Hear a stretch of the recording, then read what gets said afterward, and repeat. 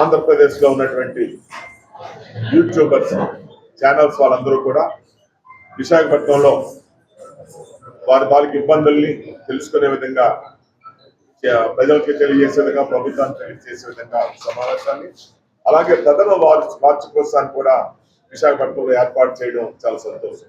మన రాష్ట్రానికి ముఖ్యమంత్రిగా ఉన్నటువంటి నారా చంద్రబాబు నాయుడు గారు, ఉప ముఖ్యమంత్రి పవన్ కళ్యాణ్ గారు పరిపాలన 9 నెలలు దాటి 9వ నెల నడుస్తూ ఉంది. మరి వీళ్ళ తాలూకు ఇబ్బందుల్ని ప్రభుత్వ దృష్టికి తీసుకురావాలనే ఉద్దేశంతో ఇవాళ ప్రజలకు మీ ముందుకు వచ్చి నేను మాట్లాడుతున్నాను. ఏ మహావృక్షమైనా ఒక విత్తనం దగ్గర నుంచే పెద్దదో, మనం విత్తనం వేస్తేనే మహావృక్షం అవుతుంది. అలాగే ఈవేళ యూట్యూబర్స్ అనే జై అనే సంస్థలు పెట్టినటువంటి వీళ్ళందరూ కూడా గతంలో ప్రముఖ పత్రికల్లోనూ ప్రముఖ ఛానల్స్ లో పనిచేసినటువంటి వాళ్ళే.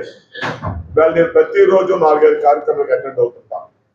అక్కడ చూస్తే మీరు ఆ మీటింగ్ లో విన్నాను, నేను ఏదో యూట్యూబ్ ఛానల్లో పనిచేసిన వాళ్ళు చిన్నవాళ్ళని కానీ వాళ్ళు ఏదో ఏది లేక బ్రతకడానికి వచ్చేటట్టు కాకుండా వాళ్ళకి అనిపించినటువంటి ఈవేళ ప్రజలు దేన్ని ఆదరిస్తున్నారు, ప్రజలు దేన్ని ఇమ్మీడియట్లీ చూస్తున్నారు.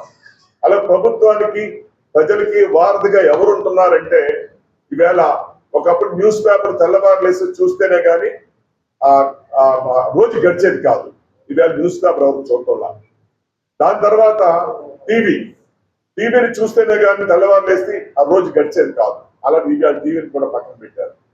దాని తర్వాత ఎన్నో రకరకాలు వచ్చింది. దాని తర్వాత ఈవేళ నిలబడింది క్షణాల మీద ప్రజలకి ప్రభుత్వానికి వారధిగా ఉంటూ ప్రజా సమస్యల్ని అధికారుల దృష్టికి ప్రభుత్వానికి దృష్టికి తీసుకొస్తున్నటువంటి ఛానల్స్ ఈవేళ ఈ యూట్యూబ్ ఛానల్స్. తక్షణం ఈవేళ ఇక్కడ జరుగుతుందంటే ఆల్రెడీ ప్రజలకి ఈ లైవ్ కూడా వెళ్ళిపోతుంది. అలాంటి సందర్భంలో ఈవేళ నేను కోరేది, మీరు ఏదో ఇబ్బంది పడుతున్నాం, ఇది ఈవేళకి మేము చాలా కష్టాల్లో ఉన్నామన్నట్టు దాన్ని కొంతకాలం మీరు ఓపిక పట్టండి. మీ అందరికీ తెలిసా తెలీదో ఒకానొకప్పుడు పేపర్ అనేటువంటిది మధ్యాహ్నం 3 గంటలకు వచ్చేది న్యూస్ పేపర్. అది విజయవాడ నుంచి వచ్చేది నాకు తెలిసి.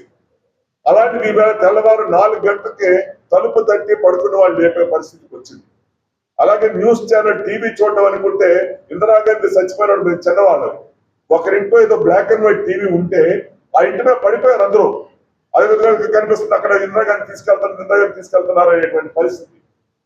ఆ స్థాయి ఇప్పుడు ఎక్కడికి వచ్చింది, మన ఇంట్లో కూర్చొని కారులో వెళ్తూ టైం చూసేటువంటి పరిస్థితి.